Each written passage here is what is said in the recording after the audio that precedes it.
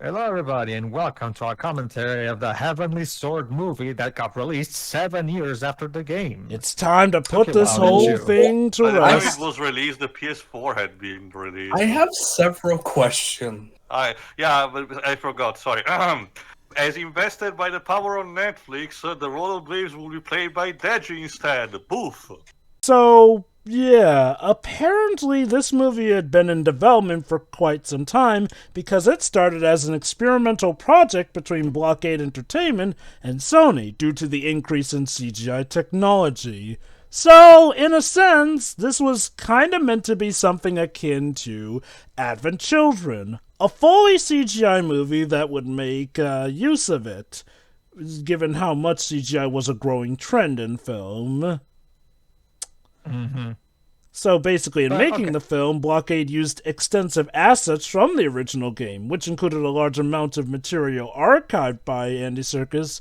So yeah, when watching this movie, you will literally be seeing some of the assets used as if this were like an SFM video.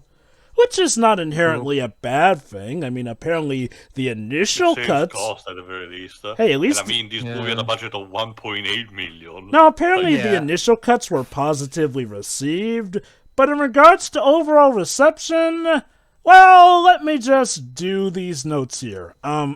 It did not revitalize the brand. Almost no one even really talks about the movie to this regard, and Sony apparently had so little faith in it, as Pedro mentioned before, about how they didn't even really distribute this thing that wide.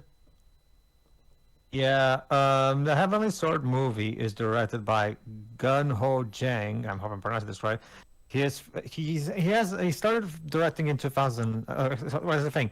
He's credited as additional crew for a couple movies starting with 2009, but this is his only movie that he has directed. Which doesn't inspire much confidence. But the writer, Todd Farmer, his first gig as a writer was Jason X, which, I mean, I'm not going to be wrong, that movie is hilarious, unintentionally, but he also wrote... That's basically the Friday 13th movie that 3D, takes place in space, isn't it? Yes. Yeah. Also, My Bloody Valentine 3D, which was a poor remake of it. Drive Angry. He wrote a crap ton of movies that I've never seen or heard of. The point is, the creative team is not exactly and does not exactly inspire confidence. That being said, they actually did a decent enough cast for this. Amateur from the returns to reprise a role as Nariko, so that's nice. However, everybody else got recast. King Bohan is played by Alfred Molina, which is weird because, as we've seen from the first Black Panther movie and other stuff, Andy Serkis is a great live-action actor as well as mocap, so I don't understand why they couldn't get Andy Serkis for him. But was this movie also mocapped for, though, or was this more so just all done strictly with the CGI rendering? Well, even so, Andy Serkis is a great voice actor regardless anyway. And not only that, I'm pretty sure Alfred Molina is more expensive than Andy Serkis. Maybe I'm wrong. Then we also have Thomas Jane as a new character called Loki. Wait. So we're having the Punisher play Loki. I don't get that. Ashley Ball as Kai. Oh, hey, we got Rainbow Dash. Yes. And we got Nolan North as Master Shen and Roach.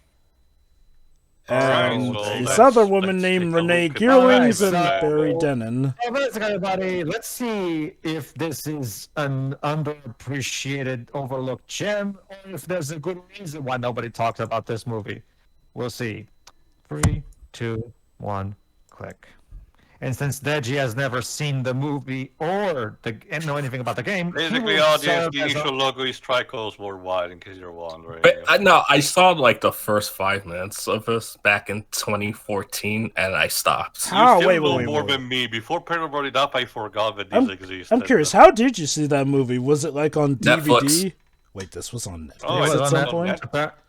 Apparently it was on Netflix for a while, but no longer. Back in 2014 at that. I forget if Netflix had fully committed to the streaming. I'm just curious. I don't. There you go. And yes, it's like this. Go on. Out of all the PlayStation franchises to turn to a movie, why was this the first candidate? Remember, Jova just said this movie was in development for a long time. It was originally going to be released next to the game, but yeah, they took their sweet time finishing the movie. Basically, And Dej. remember, before it got delayed, this was supposed to be released 1 year before the Ratchet and Clank movie. Sure, back then remember back then they did not know what the quality of that movie would have turned out to be, but for all we knew, that one would have surpassed this one. And it's made by Blockade as well. Okay. And now we have footage from the animated series. Okay, one thing to keep in mind, Edge.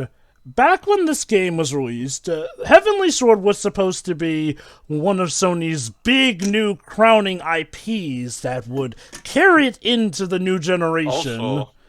Also, my God, they are actually foreshadowing the Raven Lord in this. I guess maybe they got complaints about how he literally comes out of nowhere in the game.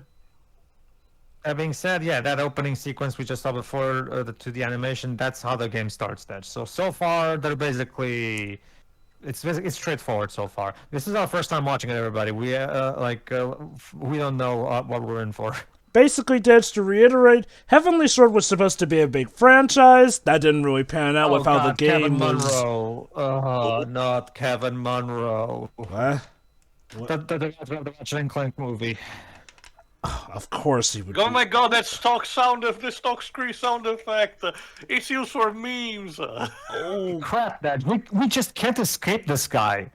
For the record, everybody, Kevin Munro directed the 2007 TMNT movie. He directed the Ratchet and Clank movie, and he's the executive producer for this movie. We just can't escape this guy, can we, Dutch? I mean, again, it's because it's Blockade. So, same company that did Ratchet and Clank. Yeah, remember that Sly Cooper movie? Me neither. Was that also being made by Blockade? Yeah. Well, in that case, I'm kind of glad it maybe it was. Yeah, maybe it was a hidden blessing. So there you go, Dej. Essentially, the Heavenly Sword is meant to be this awesome sword that's helped to preserve peace and prosperity throughout the land, but unfortunately, it drains the user. And hey Kai. Oh, I guess that's a new character, Loki. Yeah. Okay, I will say.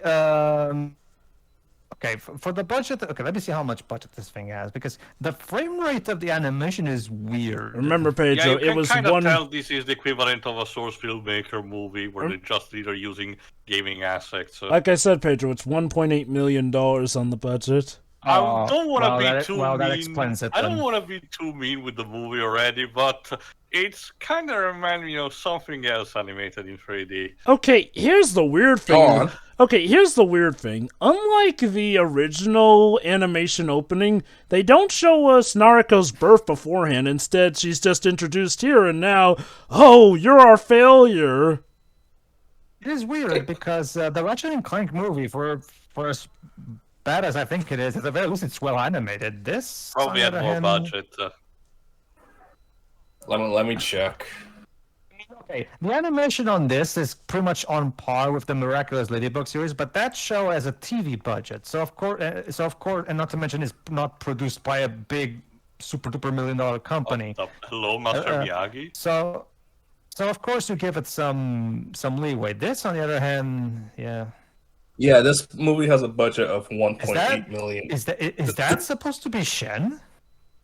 I doubt this movie has a budget of No, there's $1.8 No, million. that's Oh, never mind. There he is. The Ratchet and Clank movie has a budget of $20 million. Okay, that makes sense then. Okay, oh, no, you're not even trying today, are you? He probably saw the script and he thought, well, easy paycheck, I guess. Oh! Hey, remember when they put her in PlayStation All-Stars? Yeah, we mentioned that. In the wait. actual game. Also, look at that. I guess in this version they pretty much outright state that Shen is her father. Well, to be fair, they did the same thing at the beginning of the game too. So this is actually a straightforward adaptation so far. They played incredibly coy with it in the game. Like, they went back and forth on, is he her actual father or just her adopted father figure? Also, someone is actually roasting Shen for his actions. Wow. So what exactly is the purpose of adding this new character, I wonder? Let me guess, it's probably to give more of a cast.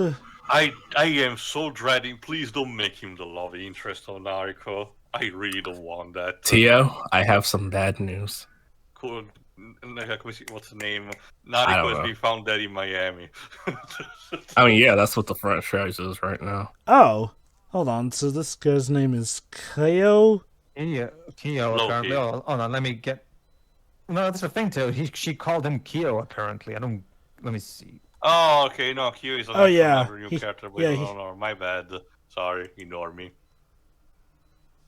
Oh Yeah, my that's the thing. god. That sound mixing was pretty bad Hey, there. the Ninja Assassins. Earlier than Oh. usual, I guess.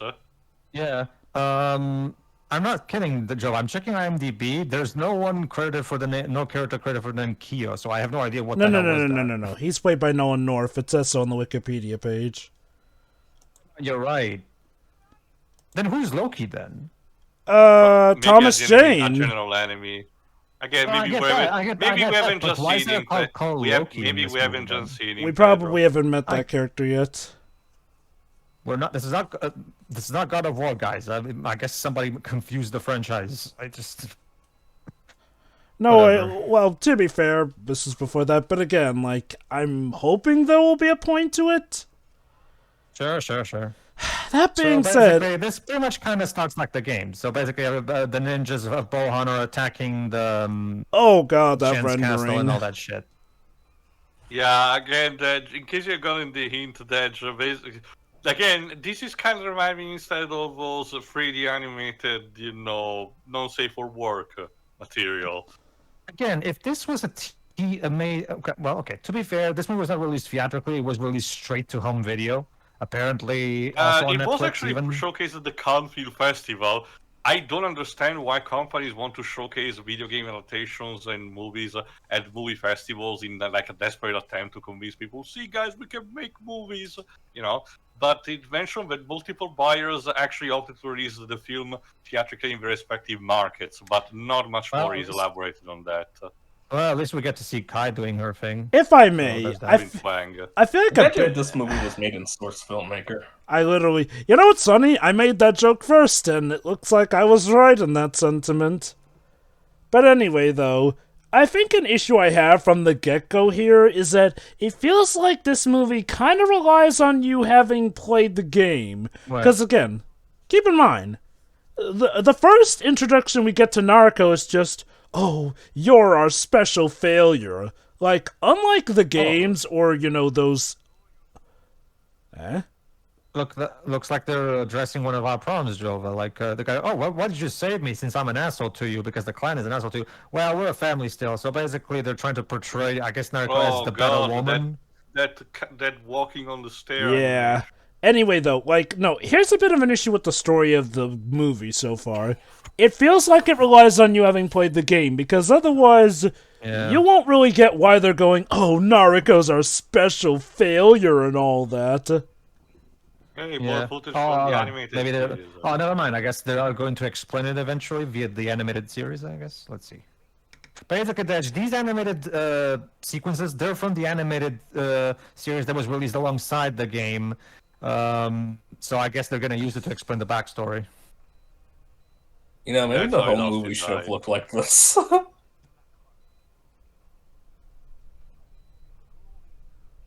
Well, the thing is, Dej, I get the feeling this was done so much on the cheap that the reason they did it in this fashion was to reuse assets from the game. Mm-hmm. Bitch slap.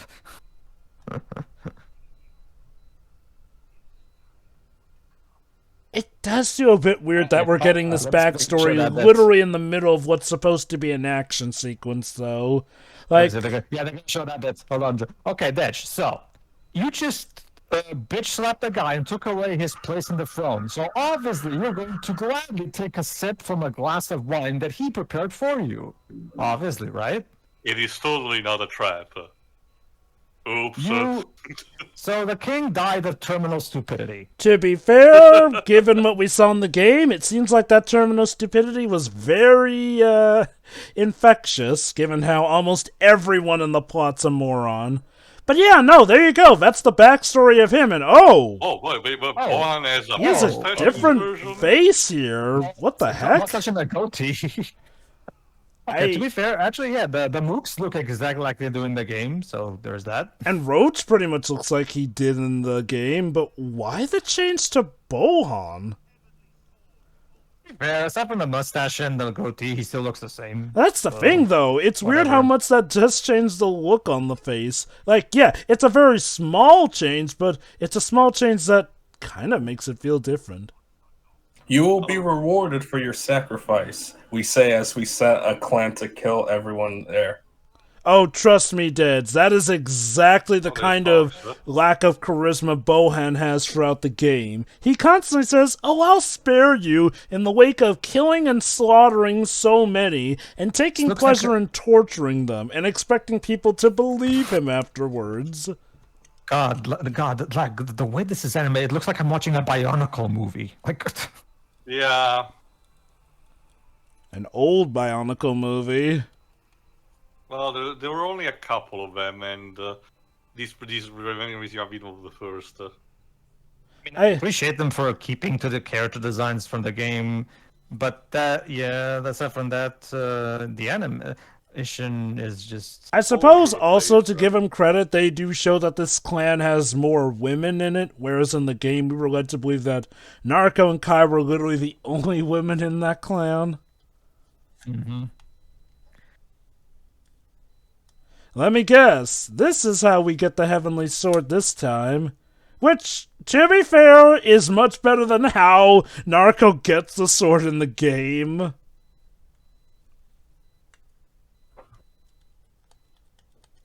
Also, notice that too, Jova. The movie doesn't start in medias res like the game. Well, it kind of did. Remember that one scene where we see Naruko fighting with the That's true, Heavenly too. Sword? I did. Yeah, that is true. It's a I blink guess and that's you'll the miss other it, problem. though. I guess that's the other problem. The movie is kind of going a bit fast. And like I said, honestly, it feels weird. The movie definitely feels like it relies on watchers having played the game because, again, it doesn't even give us Naruko's backstory yet, just tells us, oh, she's a special failure. And they suddenly interject those animation bouts that show the backstory while the plot is going on, whereas beforehand that was shown before it. That's the thing too. This movie is only 86 minutes long. It's not even 90 minutes, so obviously they have to rush through it. Honestly, I can believe that that there was some work put into this, but again, unless the movie shapes up to be a lot better, I'm starting to wonder why did they even bother? Like seriously, $1.8 million. That's chicken feed for a CGI movie. That's not to say that you can't work with that. I mean, hell, we have seen some content creators make some amazing productions here and there. The thing is that I think the problem as well. What the hell? Oh God! Well, Shen is still an asshole. It's nice to know. Well, I guess he's doing it for Kai's safety, which is.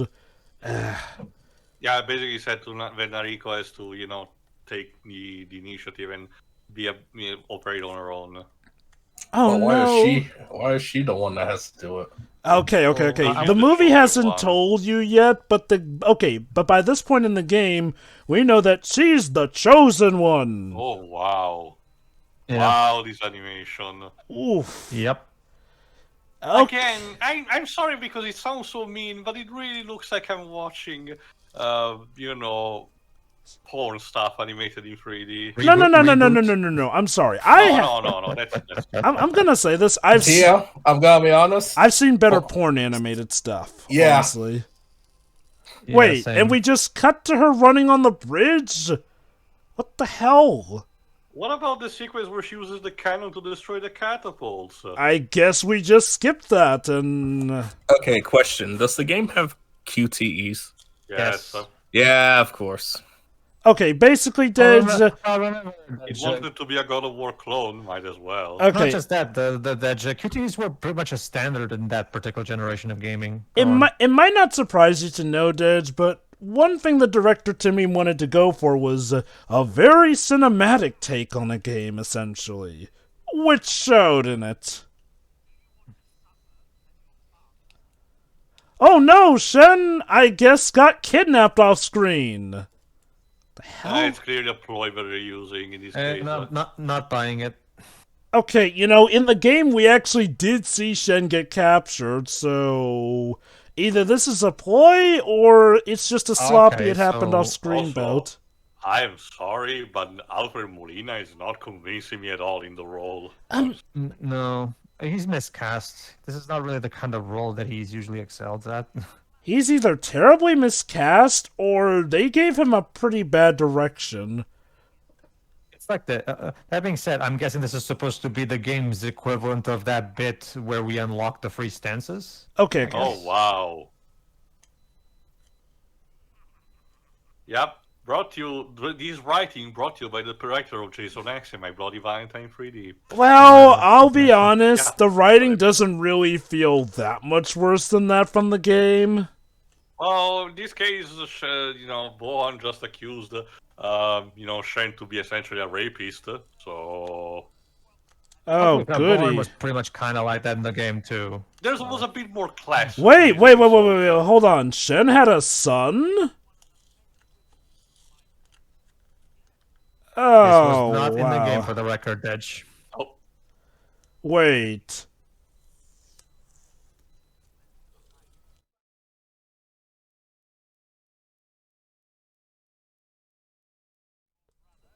I allow me to tell you all this backstory, even though it doesn't help me in any way. How do you even know all this? Why do you know all this? Yeah, that's a good question, actually. So, apparently this means that Nariko has a bastard half-brother out there, I guess? Exposition. Also, yeah, we Rush it couldn't out create a there, new yes, footage. Oh my god, baby. oh my god. I'm calling it now. The bastard brother is going to be who this new Loki character is. Probably.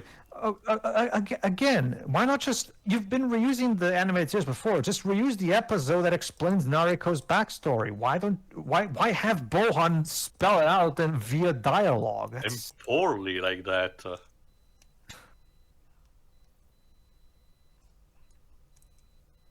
Yeah, basically, this is the definition of that moment, a moment in the game where she finally starts using the Heavenly Sword. Wait, Yeah? you're not? I guess the sword starts speaking to her, and that's what convinces her. Oh, that makes me wonder. Are we going to also adapt the bits where she does her quote-unquote vlogs, as I've jokingly called them? Maybe this time we'll actually see her talking to the sword instead of us. Let's see. Basically, in the game, they do this thing where we, the player, are the Heavenly Sword, camera. and she even talks to us, basically. My god, even when going over the top, Alfred Molina is still not convincing. No, Andy is definitely better at this than him. Oh, there goes it. Now they're adapting that bit where she's running from the arrows and And she jumps. doesn't even uses the sword a single time. She just carries guess- it on her back like that. I wonder Was there a if... scene missing where she was fighting some soldiers? If I understand correctly, maybe the idea is that she's not ready to use the sword. Yep, Also, and that note was recycled. Oh! So Oh, now oh, we're now- getting now we Nariko's explain this. backstory. A little late. in that case, why even have why even have Bohan explain it then? If you were, Well, remember, he was talking about the bastard half-brother of her. yeah, true, I guess. If How anything, much this are you should have come. confused, Edge, for the time being? What? How much are you confused for now? I have no idea what's going on. Don't worry, Perfect. Dej. Don't worry, Dej. I played the game, and even I am kind of confused a bit. I mean, the game had problems, but at least it explained its plot points in a well enough order. And the thing is, they literally took these assets. Okay, that's something new. I guess this other guy this new was master more. figure that wasn't in the game. I'm guessing the idea with this master figure is to have a member who's not a complete asshole to Nariko. Mm-hmm. This is really starting to really feel like a Kevin Monroe production.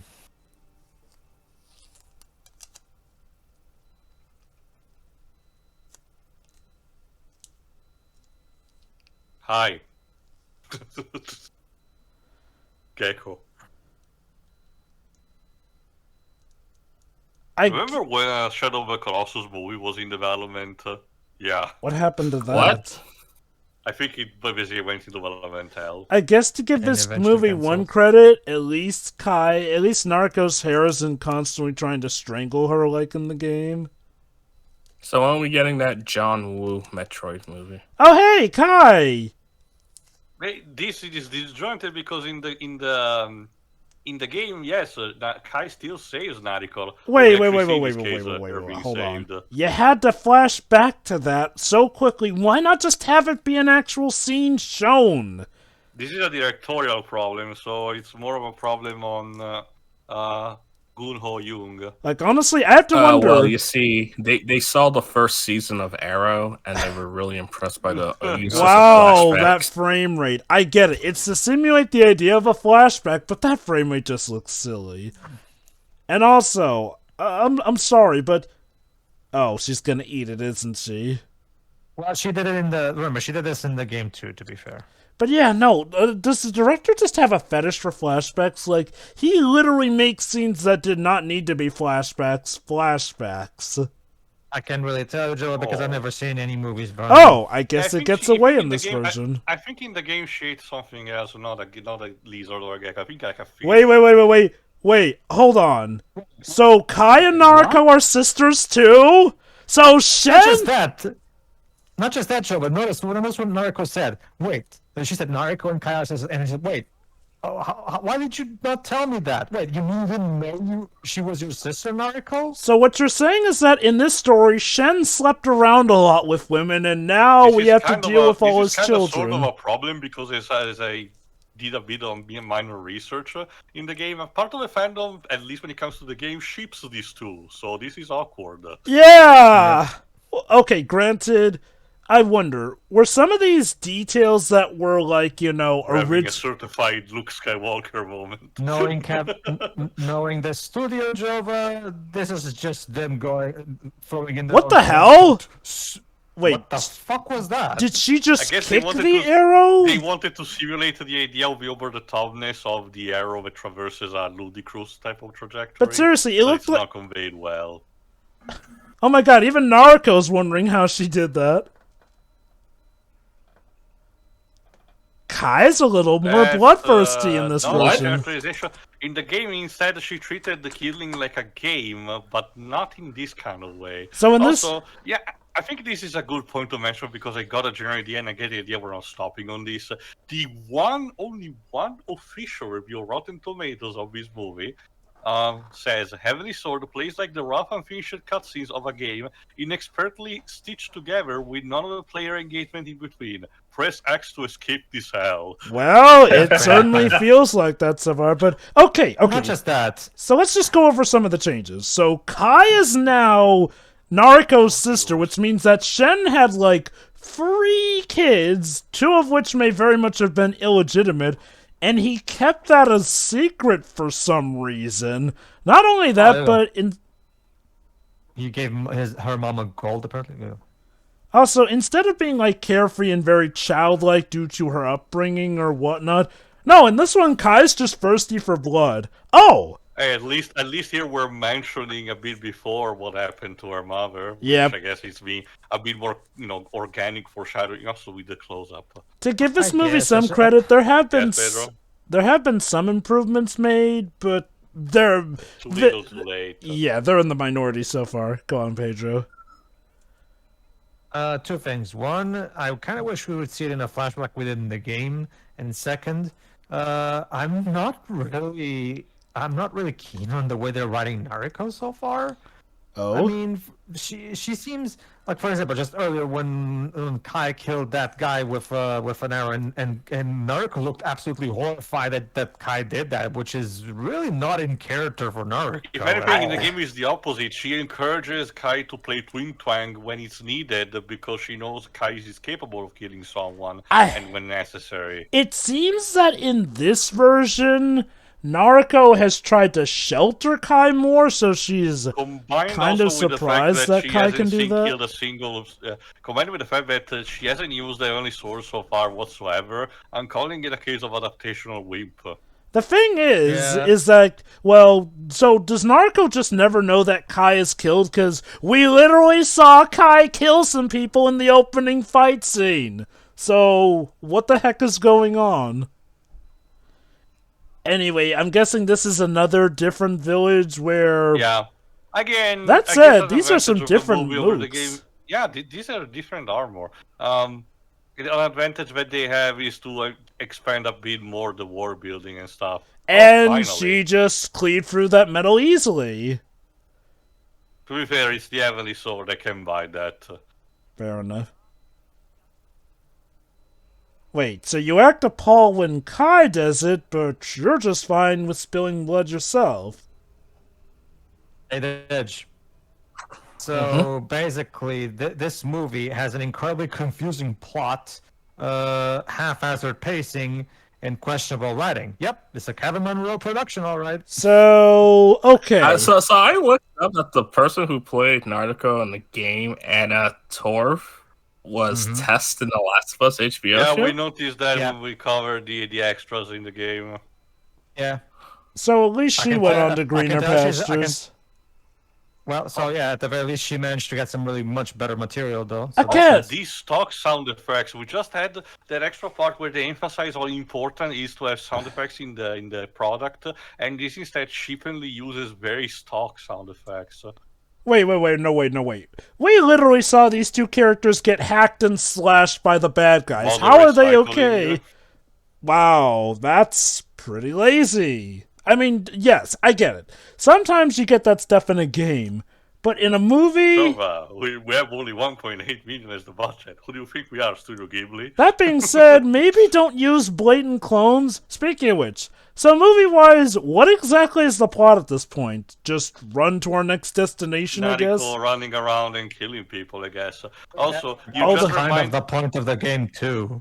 You So- just reminded me of that that sequence in Heavy Rain that I noticed during the stream, in the sequence in the park, where they recycled the same model 3 times in a short Yeah. distance from each other.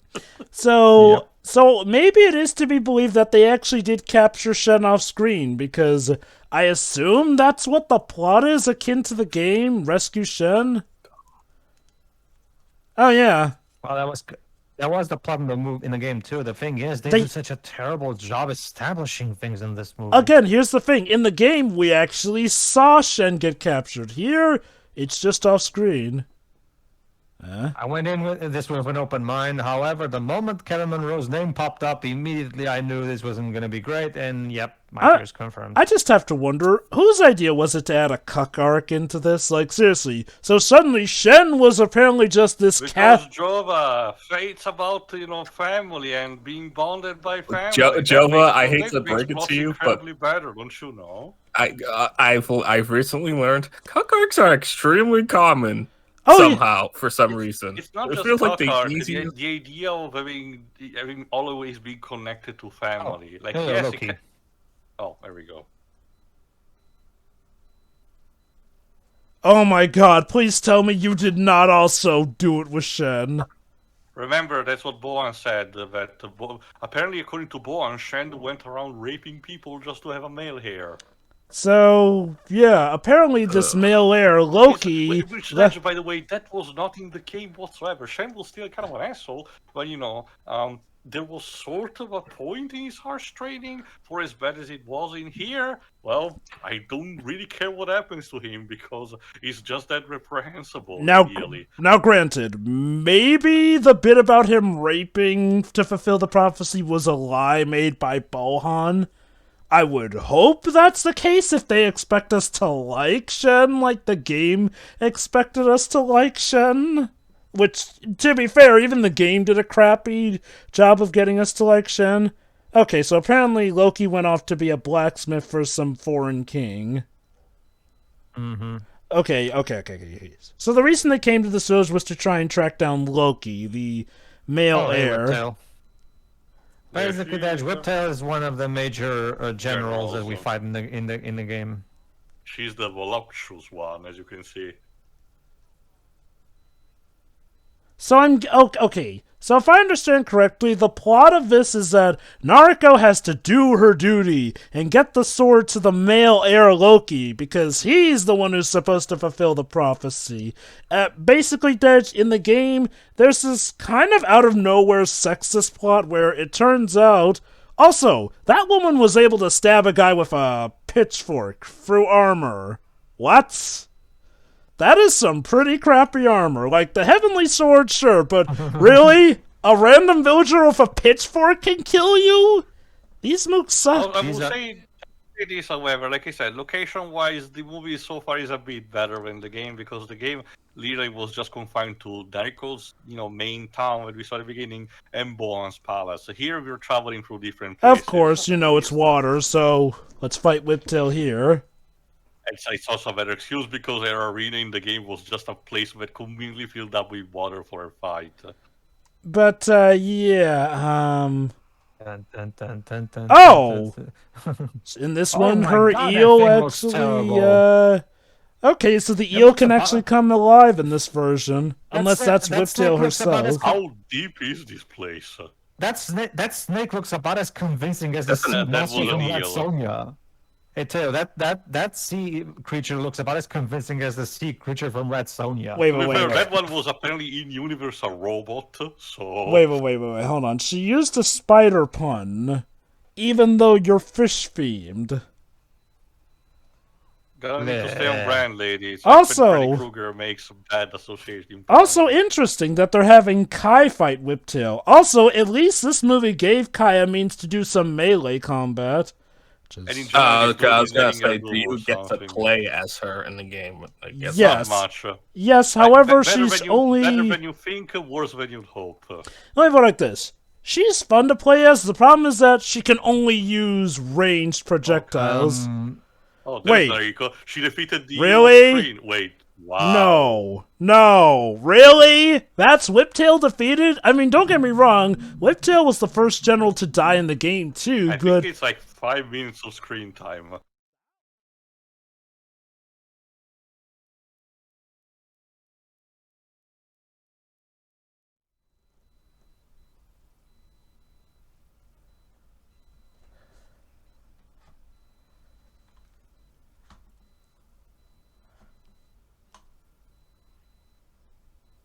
How nice, honey. Sure, whatever. You lose, even though I'm sinking to my death, you lose. Remember, guys. Whiplash at the end in the beginning of Iron Man 2. You Oh lose. god, she is like him. Remember, guys, at this point we have only just a few more than 15 minutes to go, so we can't waste too much time fighting Whiptail. Sorry, guys. Christ, I mean, I'm sorry for any fans of Whiptail, like, if you feel that was a good enough fight, but the thing is, that fight doesn't even encompass all of her phases, and she was held off by Kai. Don't get me wrong. Different locations. Okay, don't get me wrong, Kai's... Cue the Lawrence of Arabia theme? Okay, don't get me wrong, Kai's a capable fighter, but to have her pretty much hold off Whiptail for that much kinda makes Whiptail look a bit weaker, because Kai's not supposed to be that good at melee combat. She's better with the crossbow. And now to the cold. It's interesting. This So was now we're originally all- supposed to be a level in the game, which, okay, this does make me wonder. What? Yeah, I wonder No, how game. much of these plot I get is that actually this what was originally I supposed get to that be the this one movie is game. based on a video game, but you can't use Super Mario logic. You can't go from Well- a desert to a snow mountain to a fucking Okay. volcano. The To be game fair- being a love letter to Conan the Barbarian, Red Sonja, those kind of things happen in their movies as well. Also, okay, to be fair, those were crossfades. For all we know, there was some transition between the terrain. So it's not like Tarzan 2013 where we actually literally do go from one environment to the other. But yeah, I do wonder if this plot was at least partially, based on the original script of the game. Yeah, also, Bohan's kingdom in this version takes place around a lava region. Which, as Dark Souls told us, it's not the best place to build a So- fucking fortress. So hold on, Jova. What you're telling me is that Bohan is Bowser, basically. Also, rope grinding! Whee! It's just like that Yeah, but segment in the it's for the game. game. Yeah. Okay, that's fair and fine. Yeah, no. Again, that whiptail sequence, it doesn't even really match up to the fight in the game. Because she has several different What I'm phases seeing at here- least. From what I'm seeing here, nobody from Ninja Fury had any kind of involvement in this movie. That being said, whatsoever. I do wonder if Sony, like, took a look at, what was originally supposed to be the story of the game. Because I'll be honest, having stuff like Shen doing that morally reprehensible stuff, that does feel like it's in Tamim's wheelhouse going off of a DMC reboots plot. Honestly, I would not be surprised. But basically, Dej, I assure you, in the game, we don't even know for sure if Shen is Nariko's father. He's definitely not Kai's. Oh, And there was... What? Whoa. What? the- How do you know this stuff, Kai? but we do because we play the game. Yeah, I guess that's the movie's way of establishing that the sword is slowly Okay, if I killing recall her. correctly, remember, the clan of Shen was, tasked to keep the Japanese sword. So I'm guessing they teach also to the children the story. Well, keep in mind, though, Kai was left out of the loop because, ooh, she's a girl. At least going off of the game, No, so... not just that. She's bullied because she's orphan. It's still bullshit, but it's a different reason. Which, again, turns out to be bunk because it turns out that Hey, she's the at... bundle at least is faster in this Wait a version. minute, hold on. The thing is, though, is that Kai is actually not an orphan. She's Shen's daughter, which I guess Shen was keeping the under other character wraps. was bullied that for that at the beginning. Oh, Hype. Could you imagine it? Yeah, there's a reference to that bit from the game too. So yeah, could you imagine if the gondola was just as slow in this movie too? Jesus. also, not for nothing, but given how the metal could potentially contact the heat, shouldn't your heels be burning there, Kai? Mukbang, Java. Yeah, you can. Yeah, so this is literally the gondola section from the game, but with a completely different context. I'll give him credit, it's better paced than in the game. Again, it is. it's The a movie, bit the story frustrating. itself. Go on. It's a bit frustrating because this movie is doing a lot of things that I actually prefer over the game, but equally so many other things that I prefer the game over this. That's pretty much how I feel like. Like, on the one hand, this movie does pace and do some things better. On the other hand, it does some things way worse. Okay, now look. Nariko and Kai being sisters and having a hidden brother? Maybe you could have made that work. That being said, okay, so they never did state for sure in the game whether or not, Nariko was literally born just for the prophecy. I mean, she probably I was, think they but mentioned that in the animated series at the beginning. that being said, oh, hey, Shen. Of course he's alive. Also, I have to say, Nariko's voice actress, I'm glad she's back, but her delivery is not really as pristine as it was in the game. Also- she sounds very bored. Also, another thing I've noticed, I have a bit of a theory on that, but another thing I've noticed is that in regards to this or that, okay, they made it a point that the Raven King lies, which, yeah, nice that they're foreshadowing the whole Raven King by calling him the Raven King, but... So, if the point is that Bohan lies, I really do wonder if we're going to get a twist that it turns out, oh, he didn't actually rape those women. They were all women that he truly loved. He just couldn't get a condom, Again, and that's why he That's- has all these kids. Oh my god. No, that's the thing, Java. We had that cutscene before, not cutscene, but we had that bit before with that woman in the fishing hamlet where she said, "Oh, you look like your father," and she spits out, implying that she doesn't find him, offensive, disgusting. We're halfway through. At this point, I feel like I can give a good diagnosis. Okay, here's the bigger problem with this as a movie. Let's abandon the game for a moment. Let's just judge this as a movie on its own. The pacing is absolutely atrocious. Yeah. Like it's impossible for the audience to absorb anything that is going on because the movie just constantly in forward motion, never stops for one moment to allow the audience to just take a breather and absorb what happens. And the characters just keep mentioning things that are, like Jova said, very confusing if you haven't played the game because there's little context. This movie feels more like, hey guys, here's an earlier version of the story as a special feature for the game rather than an actual move. Except And poorly animated. Anyway, so Yeah. this bearded character is apparently Prophet Takashi.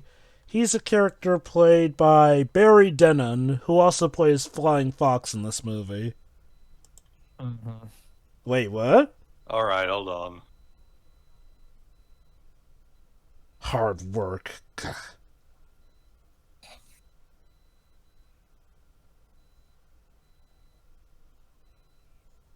Wow! You utter asshole!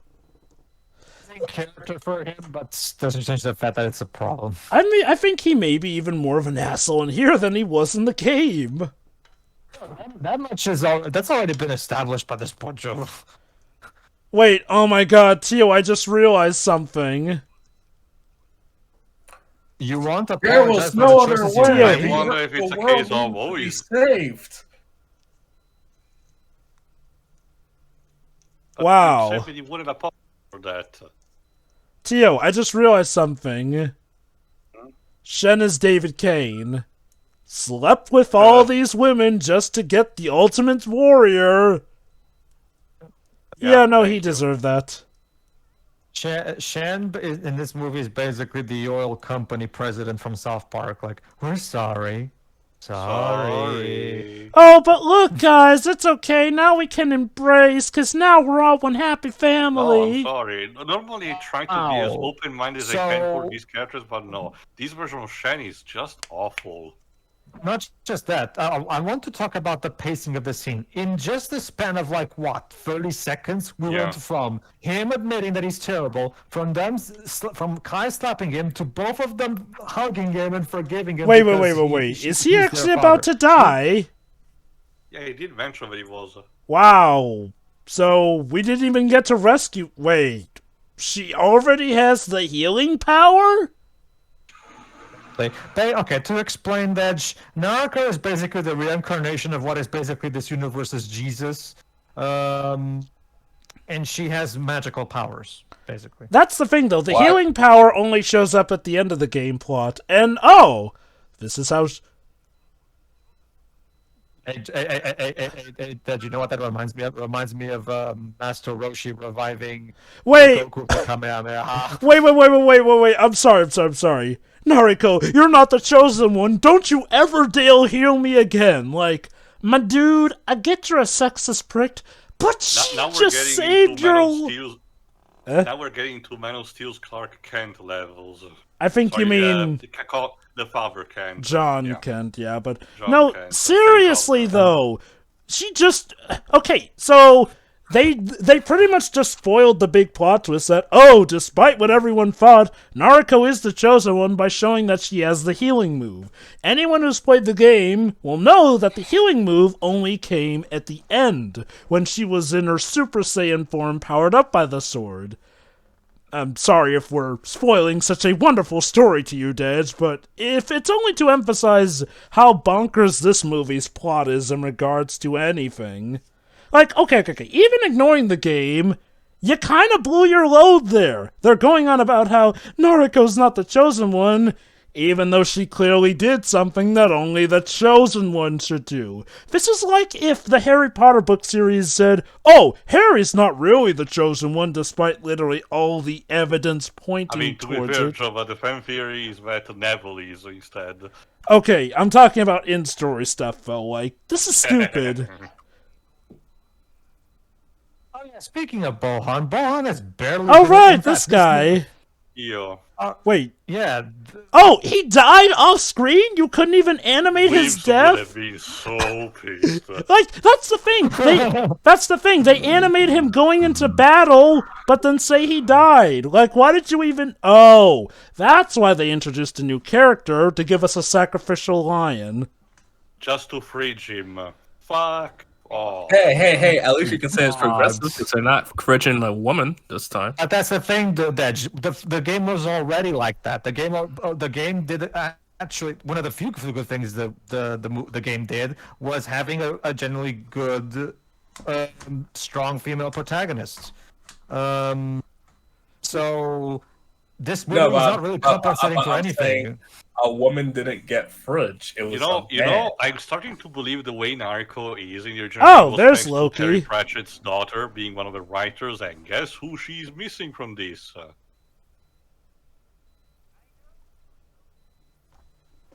Wow, that recording quality is bad for your voice, sir. Okay, I know who Loki's supposed to be, but who the heck is this guy? Was the voice acting in this game? Wait, is this supposed to be Loki? No, I No. don't think so. Okay. There's Vulture. The guy who they're set to behead is apparently the Loki guy. Sure.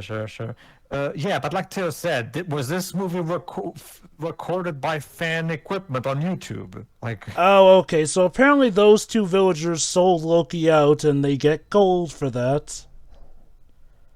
Still, who the heck is this bald guy? Oh, rude. Wait. I'm sorry. Did they just... That's the way to inform the Raven role. No. Crow. No, not just that. Am I the one who noticed that weird frame of animation with the raven flying, which just judderingly cut to Bohan riding his horse? No, seriously. What the fuck is this? It felt like a scene glitched in there. yeah. This movie is atrocious. Like it's literally it's the only reason me, Jova, and Theo are even able to kind of, but not really follow it is because we're familiar with the game. Anyone who's never played the game is going to be completely lost. I guess. You know, I did mention you compare this to non-safe war material. I would have said, "Oh, this is so bad. I wish I could see, porn instead." But no, considering the quality of this, no, keep non-safe for work material out of this, please. So yeah, no, this here is Loki.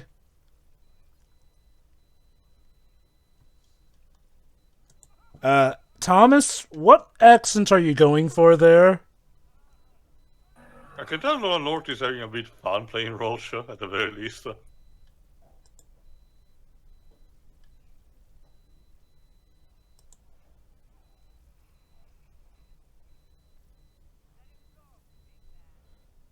You literally have him right there. Just cut his head off. Oh, wait, I just realized, yeah, this arena is that round arena where we fight all those mooks while we wait for Kai to bring us back the sword, or at least kind of. Are you sure? I'm pretty sure that arena was indoors, not outdoors. That was more of a costume. That's what I'm saying. That's why I'm saying an equivalent of that, because this movie changes so much anyway. I'm starting to wonder, because if that is really supposed to be Loki, I wouldn't be too surprised if his creation was essentially executive mandated by some higher up on the studios and say, we cannot have Noriko being the sole main protagonist female character. We need a man actually to bounce her off or something. Yeah, okay. Okay, hear me out, Jova. Because it's the same kind of thing that happened with the first Silent Hill movie. To give him it was supposed to only have a main female character potentially, but the studios mandated to include Sean Bean because otherwise they felt that the movie would not attract enough people. I'll give him credit. For the majority of this movie so far, it has been the Naruto and Kai show, so Again, we'll have to see actually how Loki gets integrated in the group, if any. Don't get me wrong. I'm starting to pondering. The addition of him is weird, wow, but... Nariko, you really suck in this movie. I guess the idea is to... Well, okay, to be fair, Roach is supposed to actually be a tough fight in story, so... At least they're doing him better justice than they did Whiptail. Fighting the Oranguman before him was actually easier. Was difficult. Like Roach was easier in confront. Well, hence why I said in story. Obviously, the gameplay did not always reflect that well, but hey, oh, that's hey, what she does in the game. Okay, kudos. Yeah, see, she's even fighting Roche like she does in that one arena that I mentioned. See. I mean, I guess this is supposed to be the movie's equivalent of that part. Fatality. What the hell? Wow. Well, you wasted Alfred Molina for one of the worst possible no scream ever. Honestly, it feels like half of his script just amounts to him yelling "No" at the camera. Okay, This seriously, guy looks what like is up? Kang with a small beard. Seriously, what is up with Thomas Jane's performance? I can't place the accent, and he speaks in this low, dull. Even look at the mutter. body proportion. His head is so tiny compared to the body. We are the literal fruits of his labor. Aw, well, see, he's not a sexist prick, I guess. Unless they're setting up a twist that he is. I get definitely the idea we're doing the whole thing of, oh, Loki's really supposed to be, but then it turns out Venarico really is, when the game did not really need this bullshit. And again, like I said, we literally got the scene of Narco doing the healing maneuver, which has Shen have to reaffirm that, no, Okay, you're not the chosen one, never do that again. Time update, Dej. Now, how much you're confused? I have the power. Okay. Okay. First question, because Wait. The Wait, Fox just kills him like no! You cannot be serious! You had an entire plot point of this brother just to have him be killed. Pedro. Okay, it's not the equivalent of that, but it's like that cutscene in CDO 12 where Tidus and Yuna are having that tender moment and the Emperor just flares in from behind.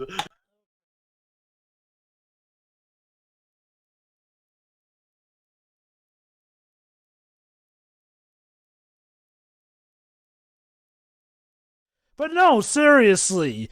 You are not seriously just gonna. Also, Flying Fox? Oh, okay. What the fuck was the point of introducing this character then, you stupid movie?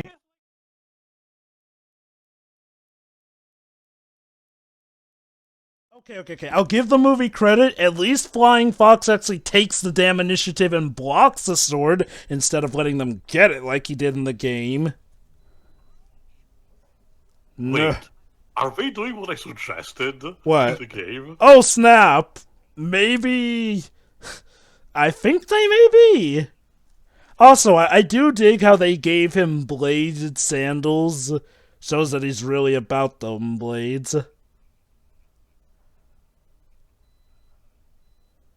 That voice line does not fit the character motion. You know, come to think of it, why didn't he ever try doing this in the game?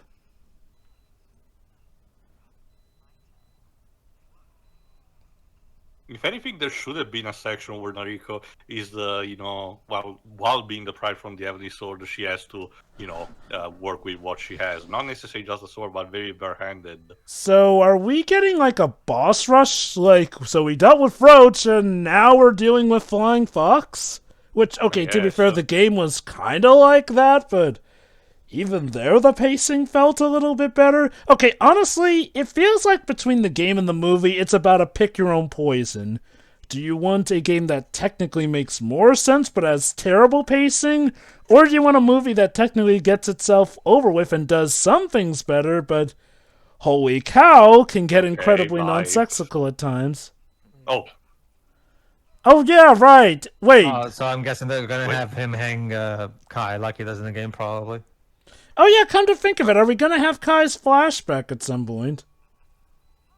I mean, I assume when she dies. That's the thing, Dej. In the original game, she gets hanged from her neck, like, very brutally, and yet she still somehow survives, because apparently her neck is made of titanium or some shit. She's just built different. So I wonder, was the idea that, that's even more fatal than the game's death. How is she gonna survive that? Wait, hold on. She's still hanging. Wait, so They do it both. So they stab her and then they hang her. How is she gonna if she survive? survives this, no, if she survives this, then it's just like. I get the idea will be a case where Lariko still does her healing move, so. I guess to give him credit, this fight scene is relatively animated well. Hooray. So yeah, we literally now we're doing the boss battle against the Flying Fox. It's in a completely different arena, but we're doing it. Okay, I guess to give.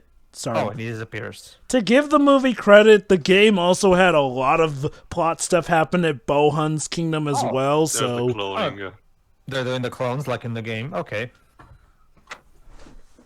I mean, you okay. can tell that the people who made this movie, as at the very least, know about the game, but they still misrepresent it so badly. Okay, part of me really does wonder if part of this movie's problems may have been that they were really limited to just what they could do given the budget, so a lot of cues they took from the game. And like I've mentioned before, Yeah, the game's plot is dumb as You're wasting well. time, Nariko.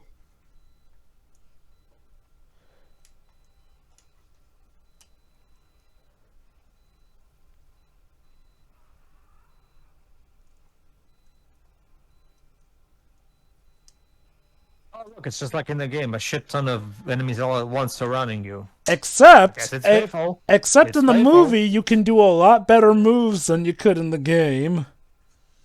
Yeah, that too. I'm not sure how much, because Nariko barely used the sword in any major choreography-like ways. That's a good point, the honestly. feeling- Once she picks up the sword, she has some trouble with it, but then at some point she just becomes really good at it. Like that's yeah, and like Teo said, yeah, it seems like this director doesn't seem to know how to direct actors very well because the voice acting is not The voice particularly direction great. is all over the place and bad. Alfred Molina and our main character especially.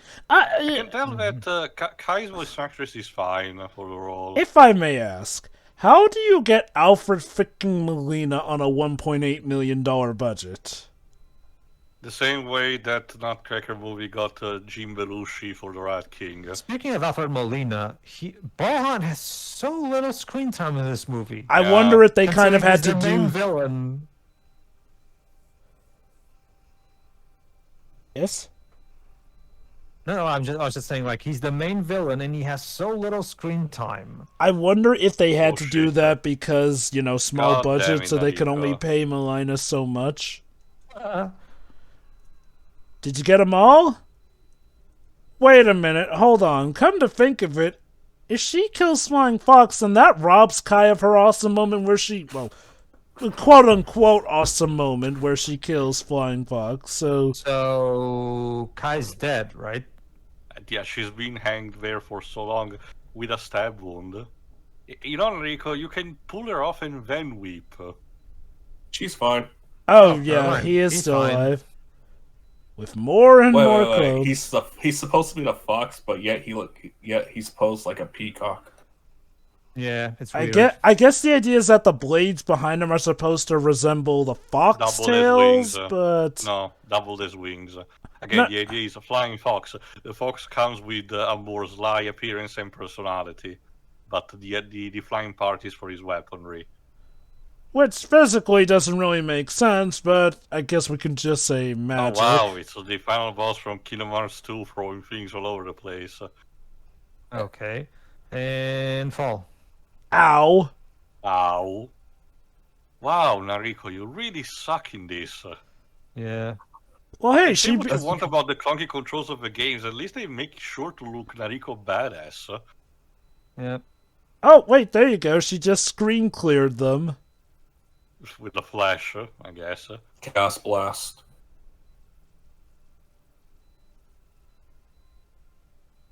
Oh my God, this is still going. Okay. Hey, hey, it's like they're overcompensating for no movie. There we go. No. Now she's picking up the right one and she's killing him. she was Stupid in the game, stabbed too. and hung. Like, she has even less reason And to she- survive in this version.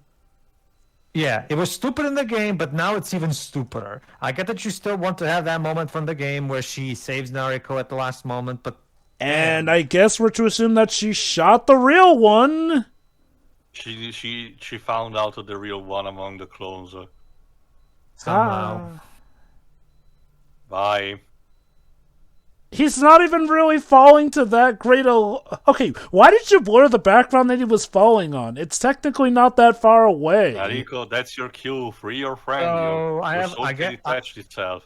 I get that you don't want to make this movie to a rating, but she's not even bleeding from the stab wound. Like, To apparently, be fair, people got stabbed and they She didn't really pulled it off bleed. screen. Oh my god. Wait, the stab wound appears to be... Wait, hold on. Is it there? What? How are you even It's not able to there. yell out? I can't even see any stab wound of any kind, honestly. Like, Whoa. seriously, Whoa, whoa, whoa. What Apparently was getting that transition? I don't know. Apparently getting stabbed is no big deal. Oh, hey, There's Gohan. one. So Yeah, haven't you seen Monty Python and the Holy Grail? This is just a scratch. Yep, clearly. So yeah, that's Flying Fox dealt with. So I'm guessing we're gonna go straight into the final boss, I guess, at this point. I guess. You still have like 26 minutes left. Including Ouch. including credits. And it so had to crush let's- his I don't know. body because Kevin Monroe, that's why. and he is striking at it in His anger. nose. Okay. So My both God, again. Remember, Alpha. They- Remember, if in case you're wondering why he agreed to this, Money. he says he'll do anything for money. He's kind of a slut. He mentioned that the only reason he came back for Spider-Man No Way Home was just because of money. Nothing more.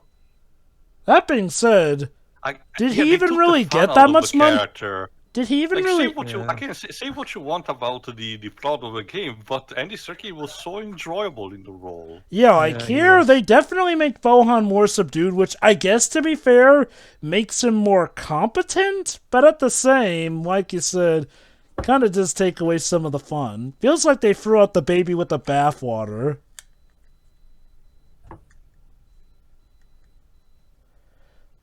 What do you mean more So, blood on her hands? There's no blood on her hands, period. She's somehow not bleeding, so... so I'm guessing the idea with Loki was to show that, oh, despite there being a son, it's really the woman who will It's be the true kind of chosen one. job, it's the chosen one kind of thing that Spy Kids 3 parodied. Like, yeah, and that's the thing. It Cake. parodied that. Zap.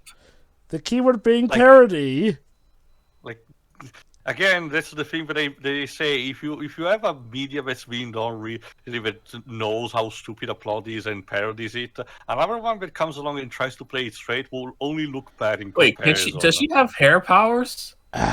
Oh, you That's should the have thing. seen her in the game, Dad. Yeah, basically, that in the game, the hair physics are so out of whack that it looks like the hair is a living thing. Which makes her. So she's not like that one character from Inhumans? I was about to say she's. Medusa. Yeah, she's literally Medusa from Inhumans with how much her hair moves. But, yeah, no. I mean, the thing is, I wish I could say that this is a big desecration to the game's plot, but the game's plot wasn't even really that good to begin with. I mean, it still doesn't But at the very excuse the least, desecration. I will argue for as bad as it was, at the very least it was comprehensible. That is fair. Anyway, back to what we were talking about mean- with Loki, Tio. I do wonder if this is kind of what was unfortunately happening around media time with 2014, where suddenly don't know. media thought, hey, we gotta really show how strong the female characters are, even if it comes to the detriment of the male characters, because Loki Again- literally feels Again, like he's as just... bad as the original. As bad as the original game was, potentially, it did not need it to prove anything. It Exactly. just showcased Nariko doing her things. Like, okay, the whole thing with Loki literally just feels like they did it to show, oh, all this build-up for the male hero, but no, he's not the chosen one. Nariko's that's the right. chosen one. We're literally rushing towards the climax. Yeah. Which, to Well, be to be fair, fair, the Teo, game kind of rushed towards the climax, too. Well, to be fair to you, at this point, what else can they do? Have the climax take place at Bohan's fortress? They bother to make different things Well- there already. Oh I my guess. god. So I have a question. Why is Master Fu Manchu even in this movie to begin with? Well, again, it's like I That's said, a I perfect term. think the reason Prophet Takashi is in this is to give us, one of the tribe's members who's not an outright dick to Nariko. Which, now that I think guess. about it, I guess the whole bit with Kyle was supposed to be his character development when Nariko saves his life. Because he's dead, died off screen, so that means that bit with him realizing that maybe Nariko is good was it. So is this the moment of Shen realizing that, these two doctors were more important all along? I mean, Well- look, not for nothing, but I feel like Loki got a crap deal. Loki... You bother to get Thomas Jane for barely 3 lines of dialogue before freezing his character. What is wrong with you? And the weird thing is, Thomas Jane had higher billing than a lot of the other Like you said, characters. the Spy Kids 3 parodied that kind of thing. Like, Like, okay, you know what? Not even just that. The Loki character wasn't even an asshole. He was nice. He acknowledged that Nariko and Kai were strong and fine. So killing him off like that just feels mean-spirited more than anything. Pointless at best.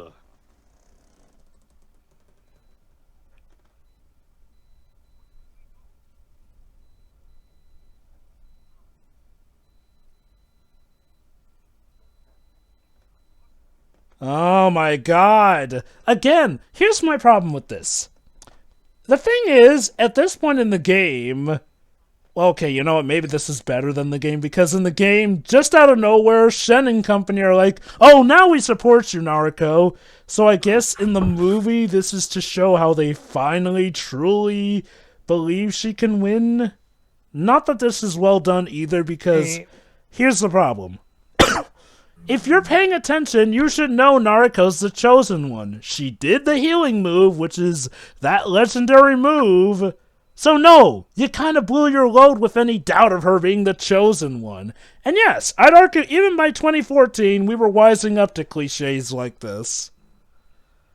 See, the thing is, the reason I harp on the fact that Kai survived even worse stuff in this movie, as well as something like what how I even had the whole thing with Ellie in Last of Us Part 2. I even had we even had that little skit at the end of that part or something. See, you have to understand, everybody. Like, if you make the characters. Oh wait, who's that guy? Who are you?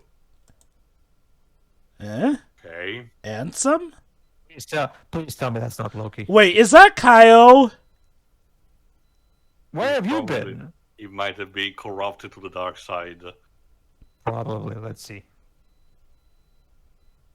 Dun dun dun! But why? So Yeah, that's to quote Perfect Cell. Okay, but why though? So I guess he doesn't just die off screen? Fuck these movies, Jesus. hold on. Maybe Wait, I hold lost on. myself. Let's Okay, listen. Huh?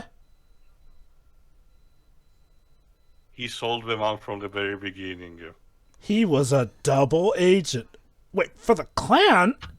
Oh my god. He has slaughtered clan members left Guys, and right! This is the kind of guy that in a Gears of War setting will try to believe the Locust can be negotiated with and will sell humanity to them. Oh my god, I dozed off. What happened? Basically, Kaio, who I'm joking, but what? I have no idea what's going on here. basically Kaio was a double. Is he a character made for this movie? Yes. I can Yes, assure okay. you, Yes. again, I can assure you that the plot of the game makes so much more sense in its oversimplicity. Well, the plot of the original game is at the very least comprehensible. This is just complete and utter nonsense. So he betrayed them because it was for the good of the clan, even though these guys killed innocents of people. Also, Tom Cruise, The Last Samurai. Yeah, not just that. Okay, so Jova. And Good. You get what you fucking deserve. you're a waste of a movie. you're a waste of a character. Because here's the thing: in the game, Bohan was able to find the sword without there being a double agent. So Again, this cements to me the idea that Todd Farmer is a really bad writer. Wow. I'm sorry. He is. Wow, some gore finally. well, okay. To be game fair, had we that. have been getting gore. It's just terribly rendered gore. Also, Nariko hasn't used a single firearm through the entire game, through the entire movie. One of the Yeah. big highlights of the game is when her getting, like a prototype rocket launcher and cocking it up like a shotgun. Can we have that, please? Okay. Just to finish my earlier argument. Oh, hey, there that's is. an This is the animation straight game. from the game. Yes. See, here's the basic gesture, Jova. All right, we're seeing all the cutscenes for the game, not seeing in how many ways we can ruin this even further. But okay, three things. One, Jova, help me. Is Kaio and Loki supposed to be the same character? Because I No. genuinely got No, lost no, at no, this no, No, no, no, point. no, no. they're They're different different characters. characters. Loki Kyo- clearly has lighter hair, and Kyo is native. It was native ideally of the village, but ideally he sold them out to Bohan from the very beginning, Sure. just because he believed that this way less people would have died. Also, It's 300. it's Um, nearly impossible to follow this train wreck. Loki is Second, one of the bastard children of Shen that he probably impregnated people all over the place. Thanks again, movie. And supposedly is the only male one, so he's supposedly the chosen one. second, Deji, don't worry, trust me. Like, this movie is the reason you can't tell what's going on is because this movie is complete nonsense. Third, actually, to finish my earlier argument, you see, the reason I have a problem with these things where you see characters survive incredibly deadly wounds for little to no explanation is because, well, if these characters can survive just anything as long as the writer wants, what reason do I have to fear for their safety? it was part of the problem I had with the original game's plot, where a lot of the reason that plot happened was because the bad guys were too stupid to just kill the heroes when they had a chance, which effectively lessened the stakes. And look, here, this is Alright. where we started the movie. So I'm guessing this is the Wow, point so- where she goes full bloom. So Nariko doesn't use his firearms in this. She Well, doesn't hopefully. even destroy the catapult. What the heck? This- I get it. She's gonna have a Kingdom Hearts style awakening sequence. Is she gonna talk to the camera finally? Weird, this isn't what the spirit realm looked like in the game. It is. I think it is too. Hold on. Yeah. Basically this is a reference to something. Yeah, they're even doing Oh, the snap. grades thing. Yeah, see. Okay, basically this is a reference to the level select screen of the game. basically. Okay. Well, she did it in a desert area, not this Greece of Yeah. Persia rejected location. Well, they were inspired by Kingdom Hearts. Okay, so But there's- how can a sword Basically, that's die? it. Similar to the game, the idea to convince the sword to finally not let her kill is the fact that if the bad guy wins, you too will perish, essentially. Okay. Yeah. If I'm to give this movie some credit, one thing it does better than some god-awful video game movies is that it does replicate moments from the game. Almost to a T because, well, they're literally taking the game assets from the game and rendering them here. So I will give it credit that it does reflect that stuff. That being said, that does not automatically make this a good plot because the game's plot was bad as well. Now, this one is bad for some different reasons, but it really doesn't do anything to really improve on the narrative overall.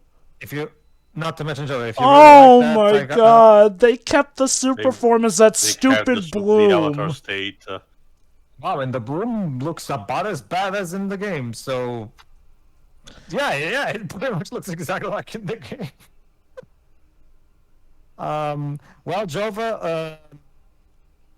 Well, Jova, in that case, I direct you to the Last of Us HBO show then, because sometimes they'll even replicate cutscenes from the game shot for shot. Oh yeah, that But Pedro, why would anyone want to watch the TV show? We can just look up the cutscenes on YouTube. Because the TV show actually does a really good job at expanding Oh, upon here things we that the game go. didn't. Wow, Bohan doesn't even bother to try fighting Nariko. It doesn't even sound like panicked in saying this.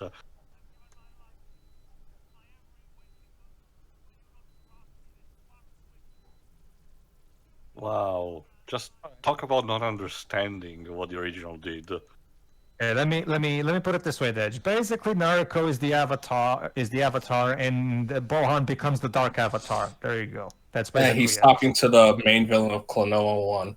Okay, Yeah. basically, in the game, it turned out that the Raven was actually the head honcho bad guy, which came out of nowhere, as Teal pointed out.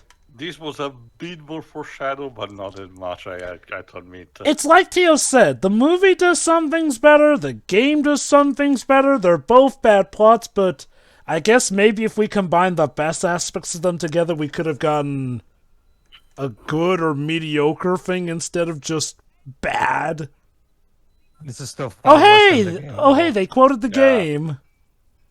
I'll still More paraphrased. take the plot of the game any day because damn, this is such complete nonsensical garbage. At the very least, the game's plot at the very least, I will argue was even more entertaining than this one, to be honest with you, because That's probably Yeah, because these of are the more actors. entertaining. Yeah. the acting in this game is boring. Again, you wasted talent like Alfred Molina and Thomas Jane for this. Also, did as they? well as Anna Turv, because she's now demonstrating in the Last of Us show, she's a genuinely good actress, so she's also being wasted. Also, this. Oh, they got her back for this. Yes, they did. Yeah. I guess Anna to, Torv is the only actress from the game that reprises the role in this I guess to movie, give this aka movie Naruto. another credit, the music at least feels better and more dynamic than the Yeah, game we haven't did. talked about it. Let me check who was the composer for this. Justin Michael Lavalley? Never heard of him. But yeah. Never heard of them either. Let me put it this: the game's plot is stupid and slow paced, but probably the better put together of the two. Whereas this one is a chaotic mess. So, Wait, he was Okay, a so- composer yeah. for Hotel Transylvania? Oh, no, really? it only says music. It only says music department too. As a composer, Okay. it says, like he made the anti-porn, whatever this is. Bunch of Drain- shorts and TV series. Yeah, a lot of stuff that I have no idea what it is, basically. Well, I guess to give him credit, this fight looks more hype than the game presented it. A bit slow play, still slow pace. Oh! A full body press! And that's it. Huh! Wow.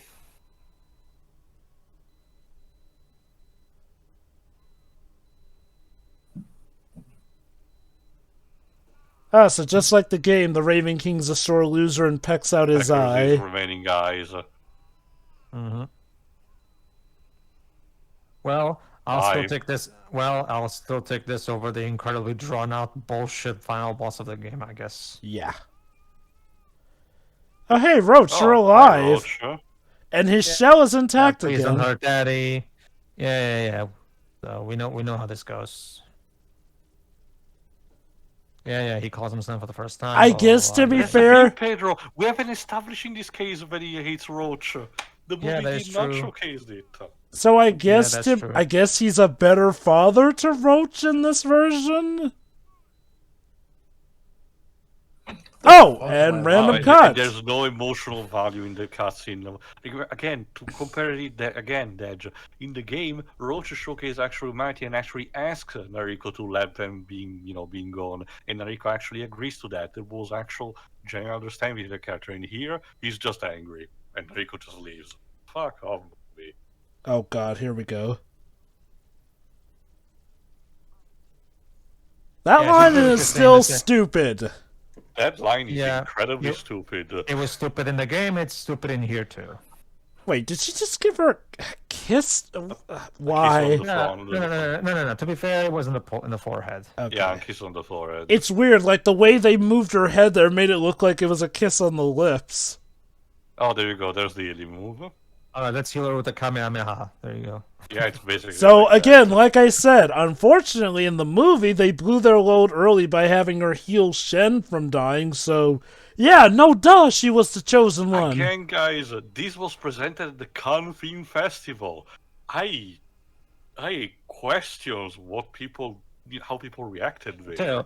Teo. Film festivals have long since stopped being credible. Trust me. Like, I'm sorry, I beg to disagree because 2021 showcased Denis Villeneuve's Dune as a premiere, and that one at Venice Film Festival, and that one was very effective for the European market. Yeah, I have to agree with you. Film festivals still should have credibility. Just as a reminder, that movie was actually carried by the European, in the income. So wait. So in this version, well, yeah, just like the game, she has Kai. But in this version, though, it's weird. Instead of just telling Kai to keep the sword stave, she's pretty much giving Kai ownership of the sword. The heck? Wow. So This dead? movie really likes to have Yeah. people yell the word no. At the Does sky. she die in the actual game? yes, she does. To be fair, this is basically like in the game, so I guess this is literally copy pasted at this point. This is stupid. It It really is. Why kill her? Wait. the Why is she naked in this version? I And don't. why does she Well, have remember- confetti on Well, her? the thing is that the whole idea of the plot is that from the game is that the more she uses the Heavenly Sword, the closer it kills her and shit. So by the end, she sacrifices herself to save her family and friends. Because problem is this. Go on. Because Austin Powers censorship is exactly what we need for this tragic funeral scene. Seriously, the Yeah, flowers are even exactly. placed just to cover her naughty bits, but show that she's naked under there. Mm-hmm. But look, But yeah, now the they all basic gist care of it, for her. the- Oh, random Wow, child? even a shot with a child with a doll. Fuck. The basic gist of Holy. it, to Dej is that she's supposed to be Jesus, so she dies for all our sins. That's the basic gist. So she comes back in 3 days. The thing don't is, know. she gave Maybe- Kai maybe the sword. We don't get May- Tamim said that they had ideas for a sequel, but I don't know if they wanted to have Nariko against the main character or they wanted to switch to Kai. Who knows? Maybe she would do the Dej, but that sequel never came and will never come. So whatever. And no tears were shed. If you Yeah. forgot that in PlayStation Battle Royale, Nariko was paired up against Dante because they were both made by the same studio. Yeah. And and as a result, the chemistry between the two is non-existent. Yep. Wait. But So- she was also flirting with Jack in the commercial. Because it was a robot chicken sketch. And we're seeing clips from the movie now inside All the those sword? magical moments we never saw because she really sucked at using the sword. Wait, what? Oh! Okay. Let's hang on just in case there's an after credit scene. I'll still go first with Final Thoughts because this fucking movie. Yeah, seriously, look at how high up Thomas Jane is on the casting. He's under Alfred Molina. He has top billing over Ashley Ball, who... Oh, Oh, hold on. Oh, hold on. wait. Tease for the sequel. No. And she's actually taking the sword? Nariko told you to keep it safe, not wield it. Wielding it will kill you. What are you doing? What? I. What? So... Okay, let me put it this way. I've still seen worse video game movie adaptations, but this one is close to being at the bottom of the barrel to me. I'm curious as Oh. to what Oh those no, are. trust me. For the same. Don't worry.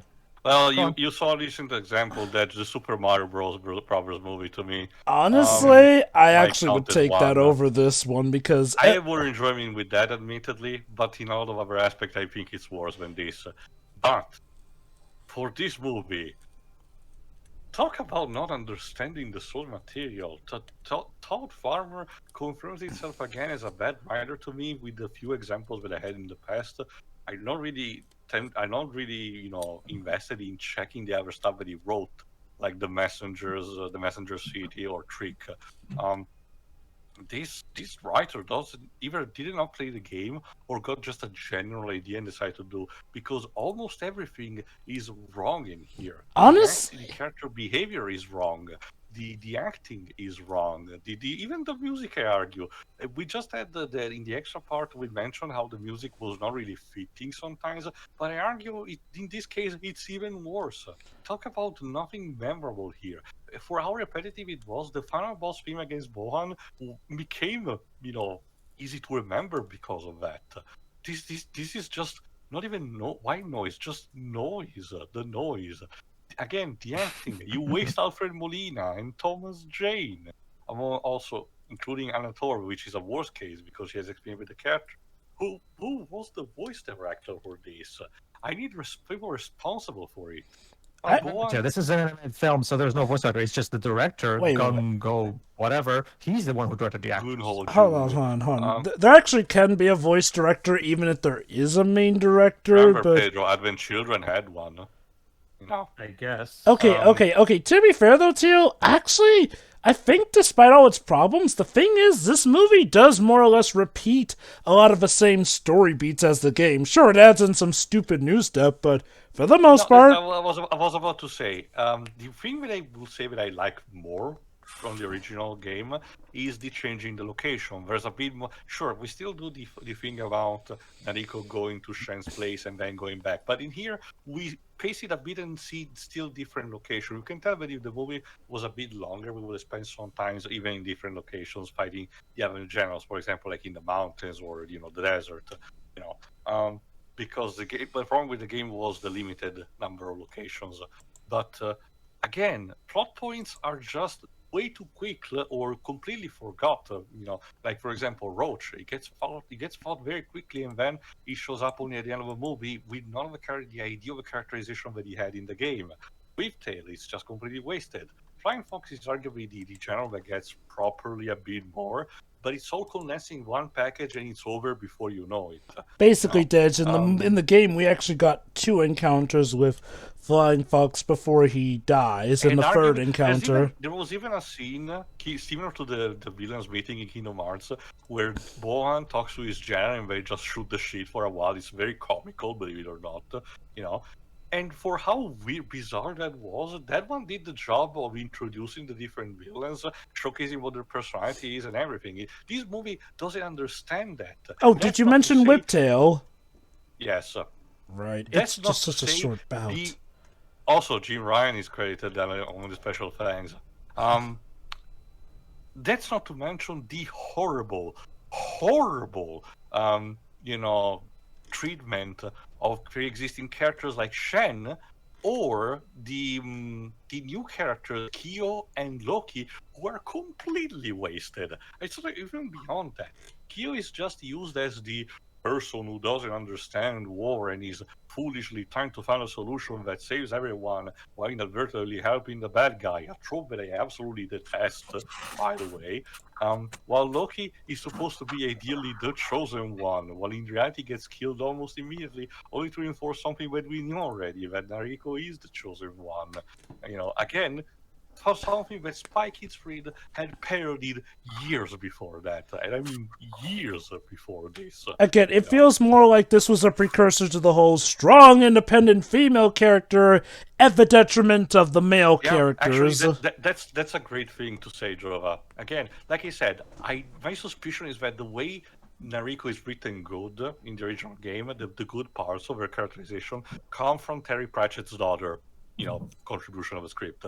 While in this, we have just one single white dude who doesn't probably understand, shit. And he gets that. Right, yeah. Like if you're seeing Jason X, you get an idea of what his general idea of female characters are. Again. The thing that's really annoying is, again, we saw plenty of scenes of Naruto and Kai being awesome. We didn't need Loki to die just to go, oh, she's the real chosen one. Like, here's an idea. Have Loki wield the sword, but then whatever is happening doesn't work, and he relinquishes it to Naruto because, again, he wasn't even... say too much spoilers. The most recent CGI animated Asterix movie had a similar thing, but done much, much better, if you ask me. And again, the thing is, Loki's not even a jerkwad like you usually see in a lot of these recent films of strong female characters having to deal with dickish males. Have a personality. Well, we don't really see, because we don't see him having a personality. He just shows up as a Thomas Jane Spring Lines, and then he's gone before you know it. That's the thing, though. In the few lines we get, he is very nice and respectful of Naruto and Kai's abilities, so we have no reason to believe that he's a dick, yet he's the guy who dies. Well, like, okay, granted, yes, Kyle dies, but he was more so an idiot. But Shen lives, despite all. Not just that. Shen is so much worse. Again, like he said, the original game still did not give him too many favors because, it could have been written so much better. But this movie just doesn't give a fucking pains. He might as well be the actual, not necessarily main bad guy, but like I said, he's David Kane essentially. The Fabro Cassandra. Right down to having multiple kids just to get the ultimate warrior/assassin. Again, this does not understand the root of the source material. Even the original game tried to be an homage to Conan the Barbarian and Red Sonja. which meant a ruthless society where stuff like this could happen, but there was a reason behind it. Might makes right, and still people could understand each other. Despite that, there was a sort of bad things happen. But if people can overcome that, they can elevate humanity as a whole from that. That was kind of a part of the message of those movies. In this movie, doesn't understand that in the slightest. It just says, "Oh, Shen basically, inseminated people left and right just to have a male hair for that," which is kind of flanderization compared to the origin. I think that's what deserves it more. Shen is flanderized compared to his original game characterization. And I'm sorry, because Joe pointed this out. If this was part of the original vision from Tamim, like an original script before being changed, did all my critiques go to that? But again, we don't know, to be fair, so it's only speculation on the matter. Mm-hmm. I don't even know how much more to say about this. Maybe something will come to mind later, but God, this was a bad one if I ever saw one. Jeez, I need something to cleanse myself with tomorrow. You know what? Actually, that's a good segue, because you know what? If I want to get a product where our headed is actually more competent with the sword, even if it gets me frustrated, I'm gonna go getting beaten up by Malenia Blade on Mika, if you excuse me. Dej, go ahead. Sure. I have no idea what I watched. That was ugly. It was stupid and incomprehensible.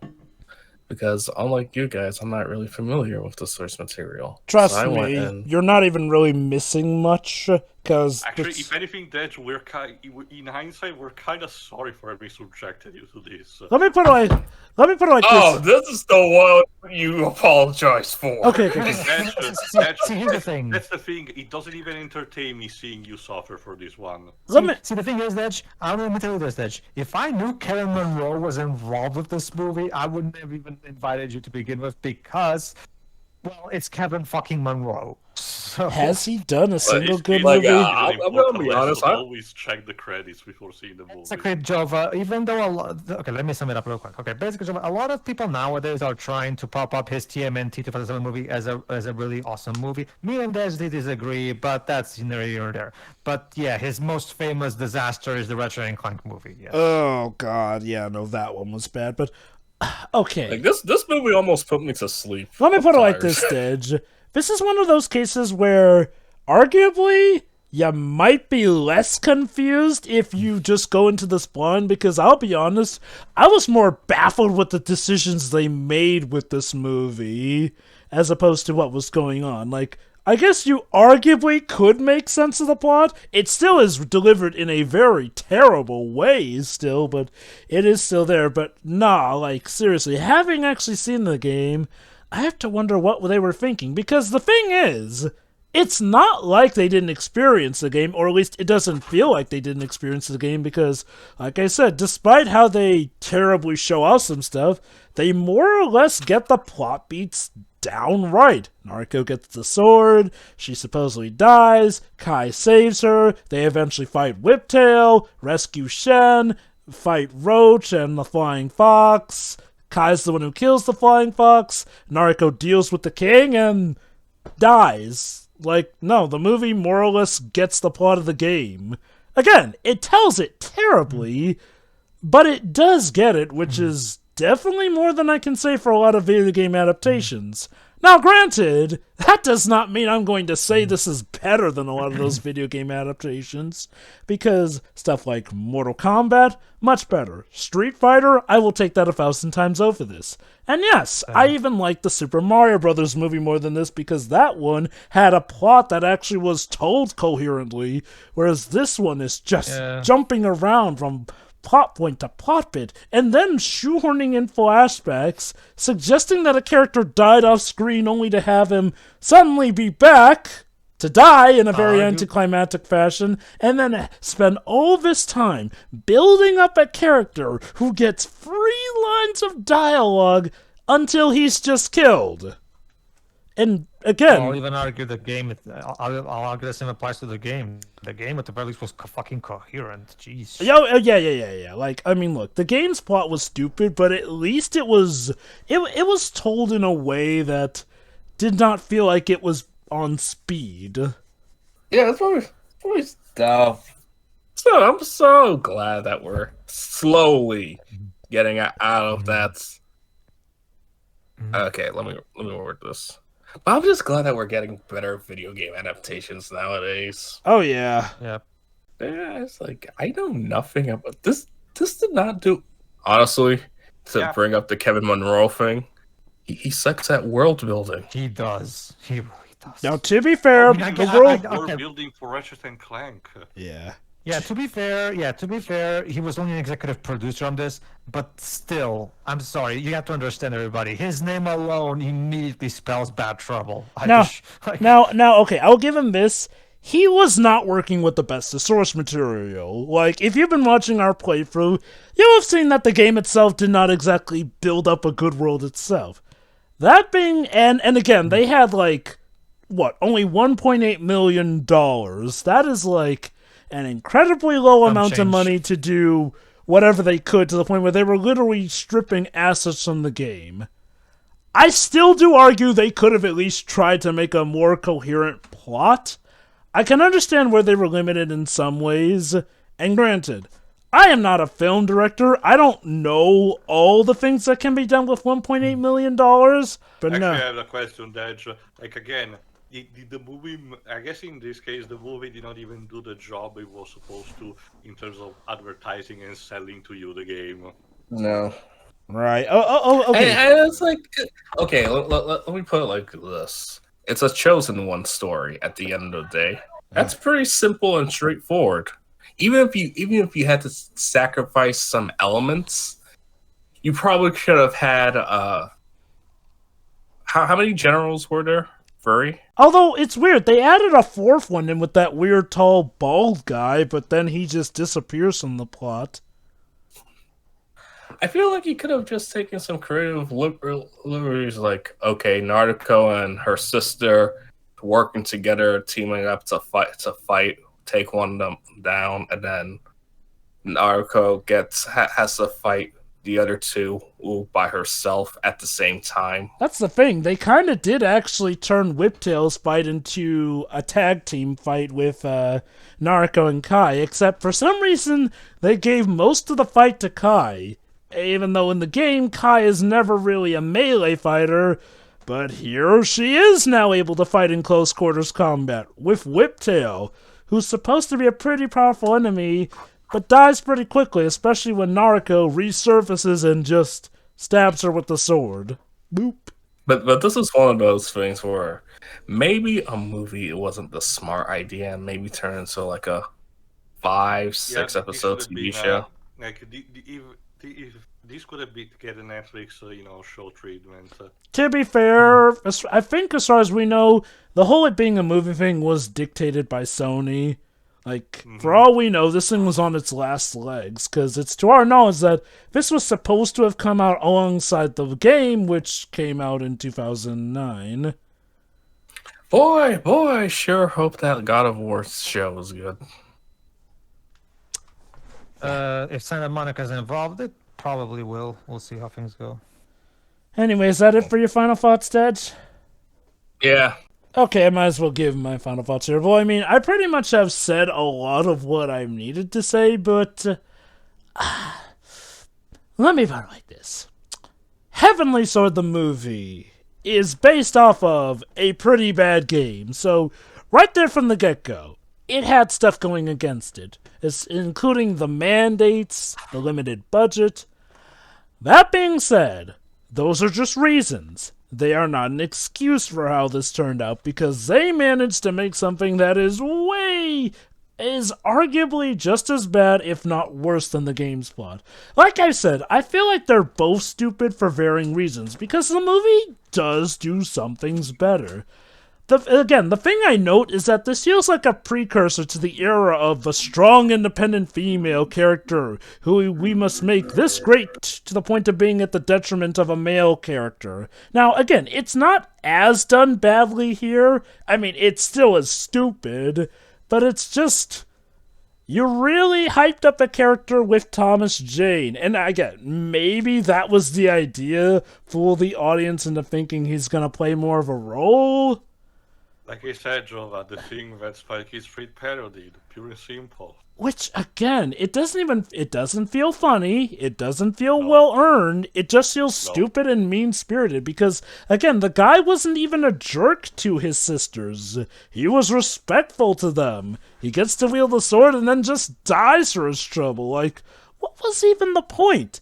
To go that Naruko's really the chosen one? Which, again, unlike in the game, the movie story more or less shows its hand by having her heal Shen.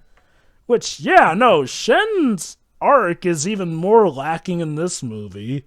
Again, granted, it was dumb in the game because, you know, despite the fact that he abandons Naruko, yeah, that was a thing, he abandons Naruko in the game, and the only reason that she survives is because Kai insists on going after her against Shen's wish, but literally, after they escape Bohan's kingdom, suddenly, Shen and the tribe all respect Naruko. I guess that was their ploy to try and build off on that better in the movie by having them only respect her after the final battle, which, in this regard, forces her to go all out on her lonesome to face the army in the canyon, giving the tribe time to run, which apparently they never did because by the time she gets back there, they're all there like they weren't even bothering to run.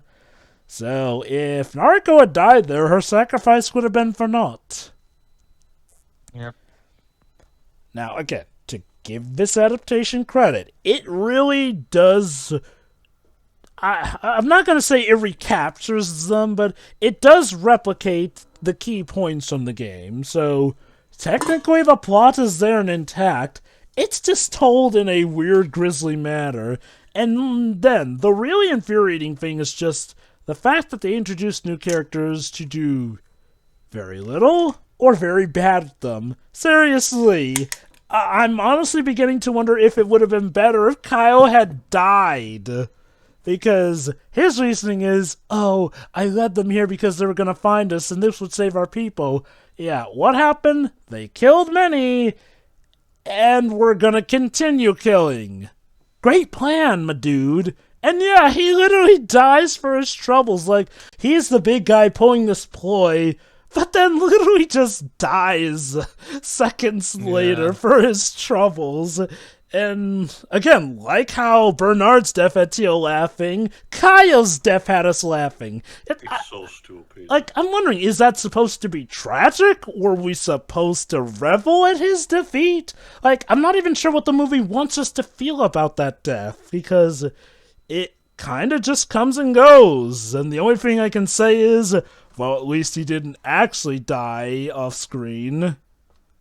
Hooray. Alright. Woo. Speaking of which, how did Roach survive falling into lava as far as we saw?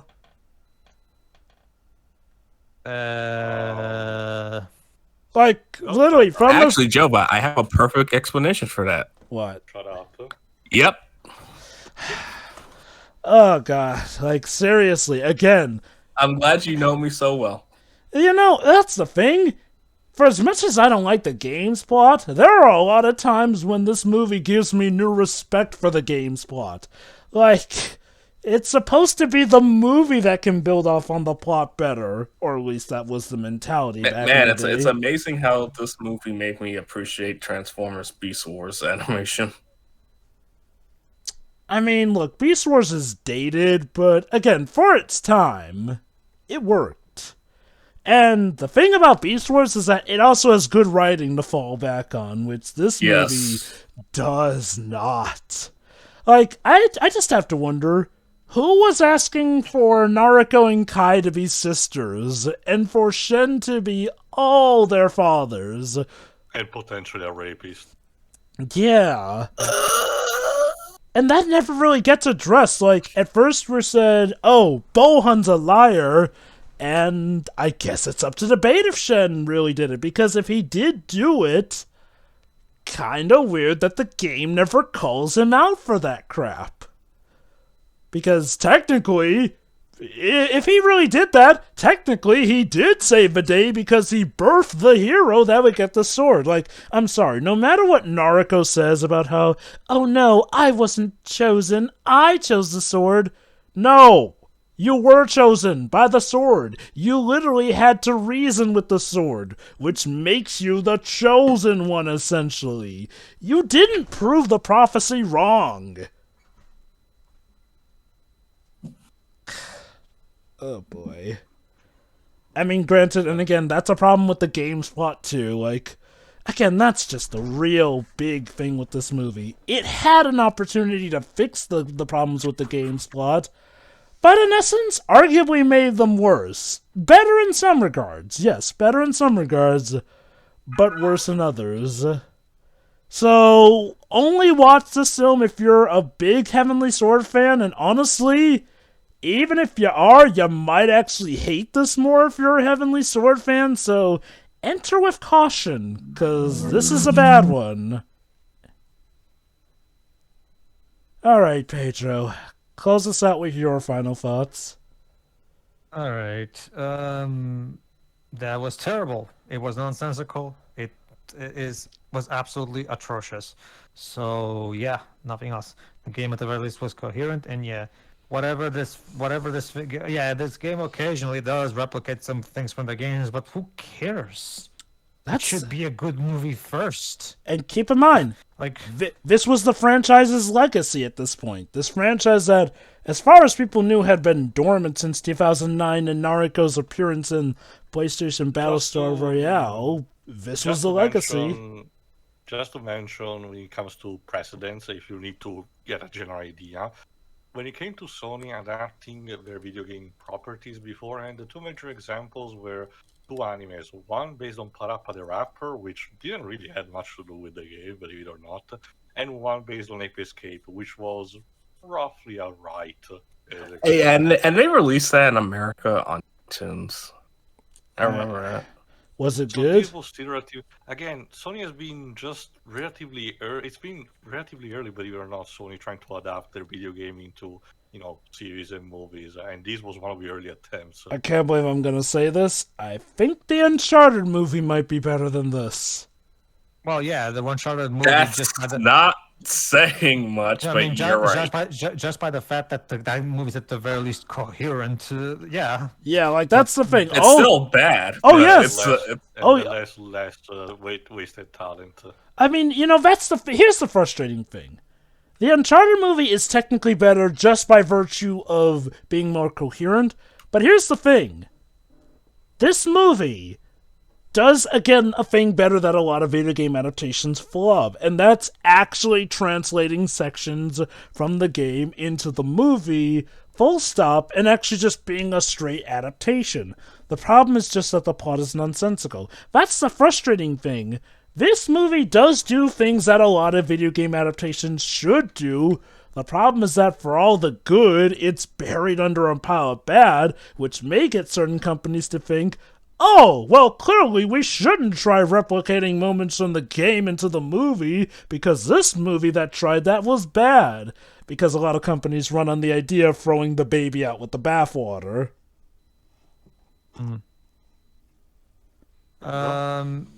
Yeah, that was absolutely terrible and on all fronts.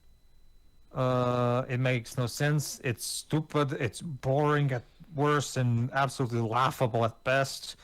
And I guess going off of the end credits scene, it looks ugly. Oh, and by the way, why is Kai now acting out of character in that middle credit sequence?